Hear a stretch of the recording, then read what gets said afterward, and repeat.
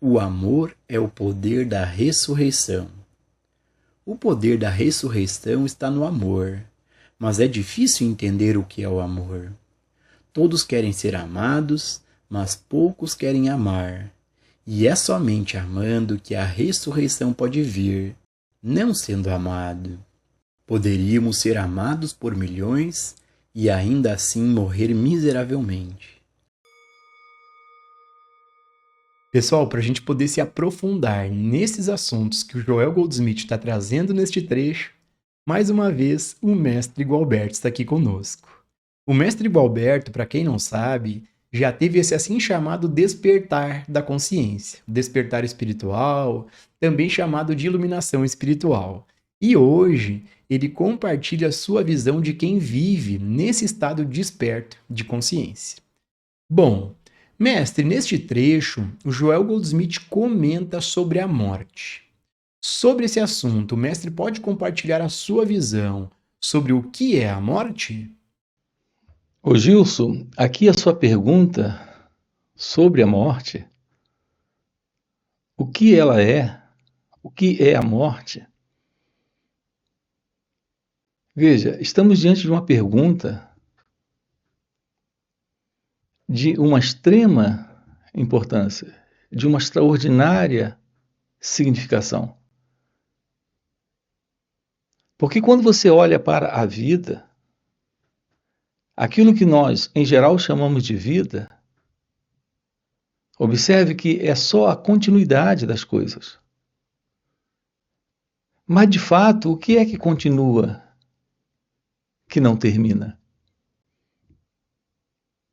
Assim, o que nós chamamos de vida é algo que está constantemente terminando. Por exemplo, esse momento aqui é um momento que não vai se repetir. Mas não podemos negar que a vida está aqui. Nesse sentido, como ele não vai se repetir, esse momento não irá se repetir, a vida também é a morte. Porque basicamente a morte é o fim da continuidade. Então por que é que nós complicamos tanto isso? Porque em nossa cultura, em nosso modelo de mundo, nós fomos condicionados a olhar para a vida de uma forma equivocada, não percebendo que a vida é a morte. Não há uma separação entre vida e morte. É apenas a presença, repare, é a presença do pensamento em nós que está criando problema com isso. Como, em geral, ele faz com tudo. O pensamento em nós é um elemento presente, como um retrato, como uma fotografia. Quando você olha para uma fotografia, você não está diante da pessoa, porque aquilo já foi, não está ali mais. É apenas um símbolo, uma imagem, uma representação do passado. E o passado terminou. Isso é uma foto? Isso é uma imagem? Mas o que o pensamento faz? Transforma essa foto, essa imagem, em uma sensação de continuidade. Não há nenhuma continuidade. Não existe tal coisa como uma continuidade. Mas o pensamento projeta essa continuidade. Por que é fundamental a compreensão da vida? Porque nela há uma visão clara da beleza do encontro com a verdade, da morte. É só quando a vida é real, é só quando o momento presente é a realidade. É quando o pensamento não entra para buscar a continuidade, para buscar o futuro com base no passado, porque o pensamento é o passado. Quando nós falamos da morte como algo que acontece no tempo, entre o nascimento e a morte, nós temos a presença do tempo. Sim, do ponto de vista cronológico, nós temos o tempo. Mas do ponto de vista existencial, real, aquilo que chamamos de existência é uma aparição no tempo. E como uma aparição no tempo, desaparece no tempo. Mas como uma aparição é a própria vida e a própria morte, isso não se separa. Eu sei que, em geral, quando nós fazemos essa pergunta sobre a morte, a mente, em razão do condicionamento que nós temos, nos remete, em razão da presença do pensamento em nós, do medo que temos de que as coisas desapareçam. As pessoas que nós amamos, as coisas que nós temos, o prazer que sentimos nessa ideia de estarmos vivos. Mas a verdade sobre a vida é a beleza do encontro com o momento presente, sem a continuidade. Então, a cada momento estamos diante da vida, mas a cada momento estamos diante do fim para toda a continuidade. Essa é a beleza da real vida, é a ciência de que nada se repete e de que nada continua. Você pergunta qual é a sua visão sobre a morte. Minha visão sobre a morte, estamos colocando aqui para você. Não existe tal coisa como morte ou como vida, como o pensamento imagina. É o pensamento que tem dado nome às coisas. E ele está se equivocando. Porque tudo que o pensamento faz é separar, é dividir. Ele nomeia, classifica para reconhecer. Veja como é simples. Quando algo aparece, nós dizemos, nasceu. Quando algo desaparece, nós dizemos, morreu. Então a morte é o simples desaparecimento do que apareceu. Mas o que apareceu vai inevitavelmente desaparecer. Portanto, por que transformar isso numa catástrofe? Num problema? Num terrível e enorme sofrimento? Nós fazemos isso, Gilson, porque não sabemos lidar com as perdas. Essa é a postura da mente do eu, da mente egóica, da mente da pessoa. O ego, ele é possessivo, ele é controlador, dominador. Repare, nada você pode de fato controlar. Você não controla nada, mas carrega a ilusão de poder controlar. De nada você consegue dominar, mas conserva a ilusão de poder dominar. Conservar isso é viver no medo. É a atitude interna do eu. É a postura do pensamento possessivo, controlador, dominador. E nós chamamos de amor. Essa atitude interna deste eu, deste ego. Então o sofrimento está presente quando algo nos é tirado. Será que podemos descobrir a vida sem este controle? Sem esta posse? E, portanto, sem este apego? naturalmente livre do medo. Então, lidar com a vida é lidar com o momento presente. E lidar com o momento presente é aceitar que a vida é o que ela é. Não é uma questão nem de aceitar, é uma simples visão de constatação de que estamos diante daquilo que é inevitável. Ter as coisas e perder as coisas, ter as pessoas e perder as pessoas. Mas podemos viver livres da ilusão de que somos uma pessoa, tendo coisas e tendo pessoas. Se isso ficar resolvido, isso é resolvido agora.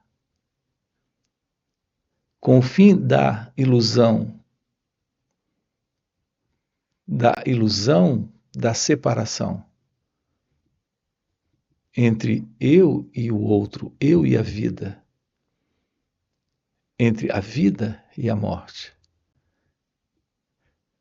Quando temos a eliminação do pensamento, porque é o pensamento o elemento por detrás de tudo isso. A não ser que o pensamento lhe diga algo sobre o que você tem e sobre o que você perdeu, você como alguém não é real. E você tendo coisas não é real. E tendo perdido coisas não é real. É a presença do pensamento que lhe diz o que você tem e o que você perdeu. Sem o pensamento, você não tem o que você perdeu. Veja, você não pode ter algo sem a lembrança daquilo. Você não pode ter perdido algo sem a lembrança daquilo. Você não pode ter perdido alguém sem a lembrança dele ou dela. É a presença do pensamento, o elemento que constrói, o elemento que sustenta, o elemento que possui, que controla, o elemento que se prende, que se apega, que diz amar ou odiar. Portanto, podemos nos livrar do pensamento. Quando temos o fim para o pensamento, temos a vida real. Esse é o real encontro com o fim da ilusão, com o fim da continuidade. O poder da ressurreição não está no amor que nos é dado. O poder da ressurreição está no amor que flui de nós e através de nós. Em outras palavras, o esplendor aprisionado deve ter permissão para escapar. E esse esplendor aprisionado é nossa vida eterna. Mas a vida é amor, e não há vida separada e à parte do amor. Muitas pessoas acham que a vida é fútil, que não vale realmente a pena, e quando as conhecemos vemos o porquê. O poder de amar as deixou, não o poder de ser amado. Elas passam a maior parte de sua vida buscando companheirismo e compreensão que nunca conseguem encontrar, porque não podem ser encontrados. Eles devem ser expressos. Mestre, nós temos uma pergunta de uma inscrita aqui no canal. A Sofia fez a seguinte pergunta: me sinto muito ofendida com qualquer crítica. Fico mal por dias e isso me paralisa. Como lidar com o ego ferido? Você diz, eu me sinto mal por vários dias, em razão da crítica. Quem é a pessoa presente que está se sentindo mal? O que é esse mal-estar presente na pessoa? Não é a presença do pensamento. Quando ele é rejeitado, se eu tenho uma ideia sobre mim e espero que as pessoas aceitem a ideia que eu faço sobre mim, E elas rejeitam essa ideia. Elas desprezam essa ideia. Não é isso que causa em mim uma qualidade de dor? Mas não é este mim uma imagem que eu mesmo construí, que eu mesmo estou sustentando? Reparem como é importante isso. Não é o que elas dizem, o que elas disseram. É aquilo que o pensamento aqui sustenta sobre mim, a minha dor. Portanto, aqui a pergunta é: será possível termos uma vida livre desta ideia que eu tenho sobre mim? Uma vida livre da imagem que o pensamento construiu sobre mim? Será possível uma vida livre deste mim, desta autoimagem? Quando colocamos atenção sobre o movimento interno de construção de imagem que o pensamento constrói sobre mim, quando coloco uma atenção sobre este movimento interno de pensamento, esse mecanismo de imagem perde o lugar, perde a importância. Então, anulamos este mecanismo das nossas vidas. E assim nos livramos da autoimagem. E uma vez livres da autoimagem, ninguém pode me ferir. Agora, ninguém pode me tocar, me ferir, me ofender, me magoar, porque esse mim não está mais presente. É o que estamos vendo aqui com você, investigando aqui com você. A vida real, ela não carrega este mim, este eu. Ela não carrega esta autoimagem. A vida real é uma vida livre do pensamento. Livre do pensamento, livre da autoimagem. Livre de qualquer ideia sobre si mesmo, livre da autoimagem. Não se trata de não se importar com o que as pessoas dizem. Se trata da ciência de que não há alguém presente aqui. Quando você é elogiado, se a autoimagem não está presente, em razão desta atenção, desta plena ciência de que estamos diante apenas de uma imaginação, que é o padrão do pensamento, que é o padrão da autoimagem, no momento em que você é elogiado, você não está lá. Não há alguém para se sentir especial, importante, validado, acreditado, aceito, amado. Veja, estamos diante de uma fantasia, de uma ilusão, a ilusão do eu, a ilusão da autoimagem. Da mesma forma, quando você é criticado, é ofendido, quem é você? Quem pode ofender a quem? Se o sentido do eu não está presente, a ideia de alguém lá, de uma pessoa lá, também não está.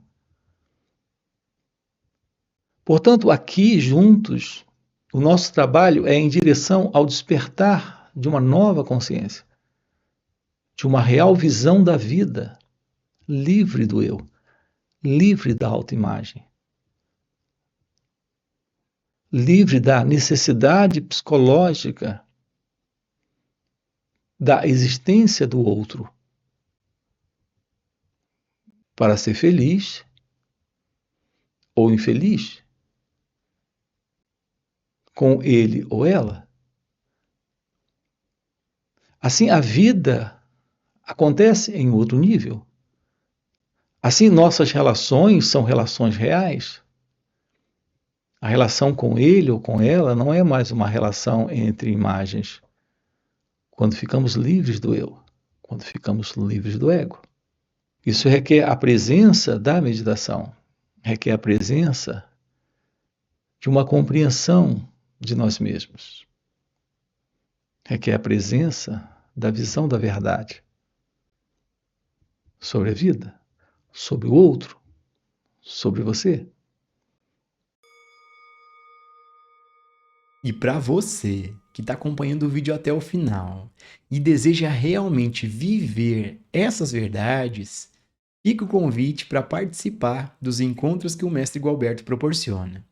Nesses encontros, além do mestre responder diretamente às nossas perguntas, acontece algo muito mais poderoso e transformador, que é pelo mestre já viver nesse estado desperto de consciência, ele compartilha um campo de energia à sua volta. E nesses encontros, a gente pega uma carona nessa energia de presença do mestre. E pegando essa carona, nós podemos ter uma visão real desses assuntos. De maneira espontânea, entramos no estado meditativo, silenciamos nossas mentes. Então fica o convite. No primeiro comentário fixado tem o link do WhatsApp para poder participar desses encontros. Além disso, já faz comentários aqui trazendo perguntas para a gente trazer para os próximos vídeos. Já dá o like no vídeo, se inscreve no canal e nos vemos no próximo vídeo.